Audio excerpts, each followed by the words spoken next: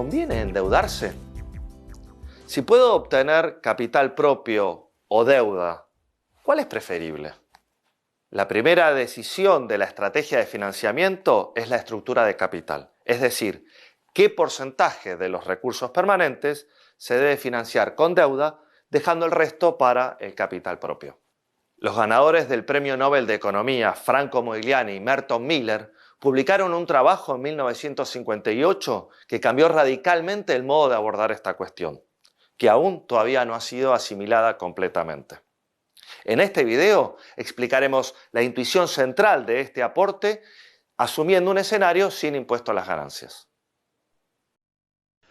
Supongamos que una empresa sin deuda utiliza el KPM para determinar que su CAE y por tanto también su WACC es 10%. Como el acreedor tiene menos riesgo que el accionista, el KD siempre será menor que el KE.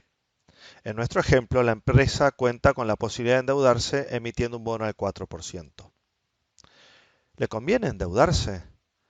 ¿Cuál sería el nivel de endeudamiento ideal? Antes de la aparición de Modigliani y Miller, se pensaba que debía existir una combinación ideal de deuda y equity que minimizara el WACC. Cuanto menor fuera el WACC, mayor sería el valor de la empresa, porque se calcula como el valor actual de su flujo descontado con el WACC. Al incorporar más deuda, que es el recurso más barato, el WACC tendería a bajar. En realidad, al aumentar el nivel de endeudamiento, el acreedor tiene más riesgo y aumentará su tasa. Por tanto, si el endeudamiento fuera demasiado alto, el WACC dejaría de caer y empezaría a aumentar nuevamente. El endeudamiento que obtenía el mínimo WACC era la estructura de capital ideal en el mundo antes de Modigliani y Miller. Al aumentar el endeudamiento, no solo aumenta el riesgo del acreedor, sino también el del accionista. Por tanto, el CAE también debe aumentar. En la medida que este aumento sea pequeño, el WACC seguirá disminuyendo. Sin embargo, si el aumento del CAE fuera muy grande, el WACC podría llegar a crecer a pesar de estar incorporando deuda barata en su composición. Para encontrar el WACC óptimo, es necesario conocer cómo varía el CAE al aumentar la deuda. Pero antes de Modigliani y Miller, esto no tenía respuesta, por lo que se estaba en un callejón sin salida. Supongamos que soy el único accionista de una empresa que no tiene deuda y por tanto recibo todo el flujo del negocio. Mis acciones valen 100 millones porque ese es el valor actual del flujo de fondos. Siguiendo la postura tradicional anterior a Modigliani y Miller, pienso que un poco de deuda puede ayudar a mi empresa a bajar el costo de capital y aumentar su valor. Para esto la empresa emite un bono por 50 millones. Debido a que solo quiero cambiar la forma de financiar la empresa sin modificar nada en la operación del negocio, la empresa reduce el capital accionario con los 50 millones obtenidos. La empresa no cambió nada operativamente. Continúa con los mismos activos y generando el mismo flujo del negocio que antes de tomar deuda. Pero ahora tiene un endeudamiento del 50%. Como accionista, conservo la mitad de mis acciones y recibo los 50 millones en efectivo. El flujo del negocio se reparte ahora entre los acreedores que poseen los bonos y yo que poseo las acciones. Por último, decido comprar a título personal los bonos en el mercado, utilizando los 50 millones en efectivo. La empresa continúa operando como si nada hubiera pasado, manteniendo el 50% de endeudamiento. Como tengo todos los bonos y las acciones, nuevamente recibo todo el flujo del negocio. ¿Soy más rico que al inicio? Claramente no.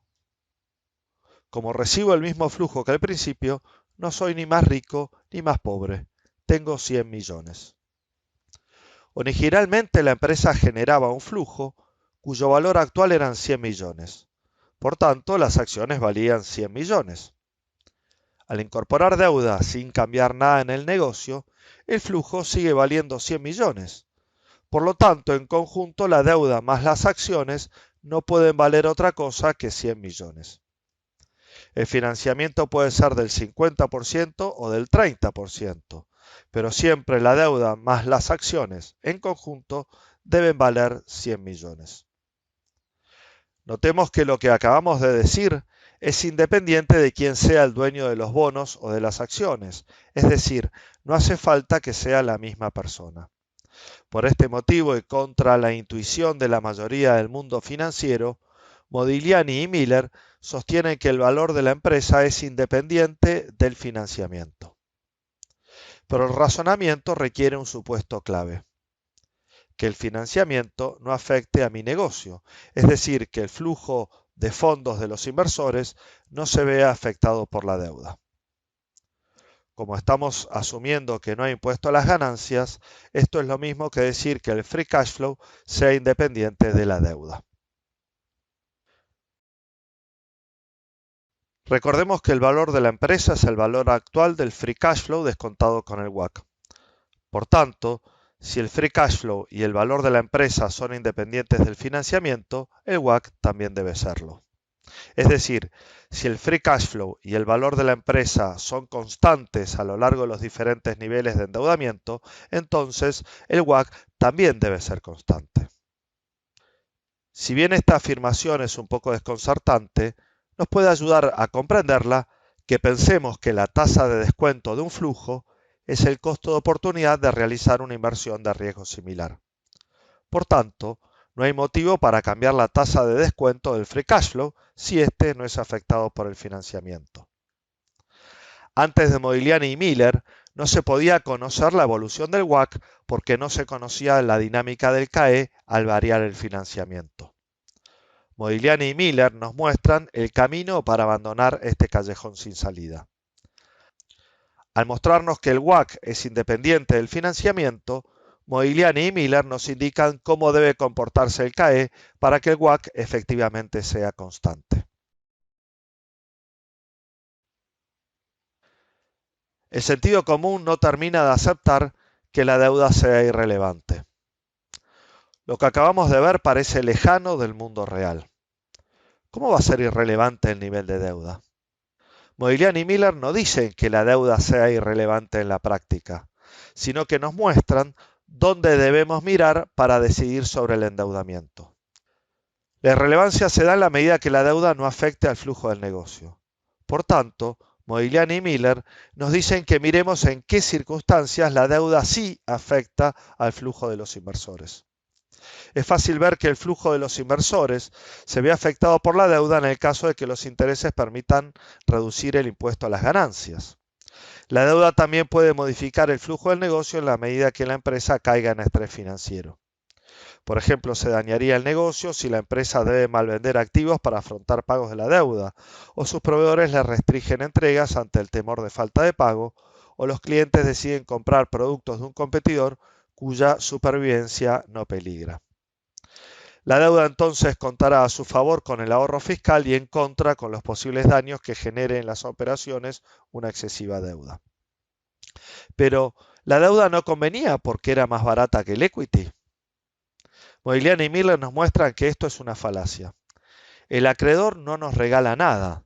La deuda es más barata porque tiene menos riesgo, que es absorbido por el accionista.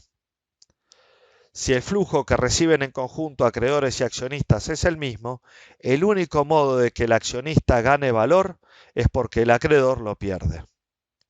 Si tenemos en cuenta que los acreedores no suelen exigir una tasa menor a la que les corresponde por el riesgo que asumen, entonces el accionista no estaría ganando valor. En este video hemos visto una mirada intuitiva del gran aporte de Modigliani y Miller. Comenzamos mostrando cómo se miraba la decisión de endeudamiento antes de Modigliani y Miller. Se pensaba que se podía crear valor incorporando deuda porque al ser más barata se bajaría el costo de capital. Sin embargo, Modigliani y Miller mostraron que eso no es relevante en la decisión. La deuda es más barata porque tiene menos riesgo, que es absorbido por el accionista.